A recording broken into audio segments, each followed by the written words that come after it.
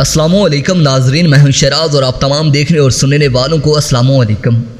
پیارے دوستو، جب روس اور امریکہ افغانستان میں داخل ہوئے تو وہاں ایک جنگی ماحول پیدا ہو گیا۔ اس دوران ایک بڑا خدشہ ظاہر کیا گیا کہ دو بڑی طاقتیں امریکہ اور روس آپس میں جنگ کر سکتی ہیں، کیونکہ دونوں ملک ایٹمی قوت سے لیس ہو گئے تھے اور دنیا میں اپنی طاقت منوانے کے لیے کچھ بھی کر سکتے تھے۔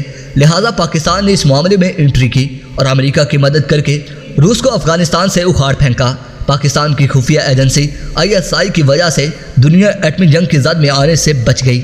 ناظرین محترم، اسی دوران جب 35 لاکھ افغان مہاجرین کے پاس رہنے کے لیے گھر اور کھانے کے لیے روٹی نہیں تھی تو پاکستان نے برادر اسلامی ملک افغانستان کی مدد کرتے ہوئے 35 لاکھ افغانی مہاجرین کو پاکستان رہنے اور کاروبار کرنے کی اجازت دی۔ لیکن آج یہی افغانی پاکستان کے خلاف ظاہر اگل کر بیٹھے ہیں۔ افغانوں نے بارڈر پر پاک فوج کے نوجوانوں کے علاوہ عام شہریوں کو بھی تنگ کرنا شروع کر دیا ہے۔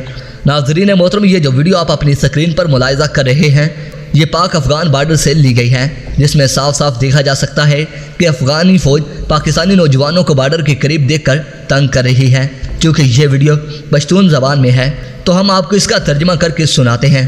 ناظرین محترم، دراصل بات کچھ یوں ہے کہ پاکستانی نوجوان کو بارڈر کے قریب دیکھ کر افغانی فوج بغلاٹ کا شکار ہو گئی ہے اور افغانی فوج اس نوجوان کو غصے بھرے لہجے میں یہاں سے جانے کے لیے کہہ رہی ہے۔ لیکن آپ ہمارے نوجوان کی ہمت کو ذرا ملاحظہ کریں، اس سے کوئی فرق نہیں پڑ رہا کہ افغانی فوج اس سے کیا کہہ رہی ہے۔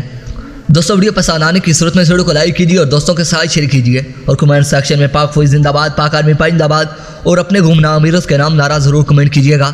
ناظرین محترم، اس کے ساتھ ہی اجازت چاہوں گا۔ اپنا اور اپنے اپنوں کا ڈھیر سارا خیال رکھیے۔ اللہ نگہبان۔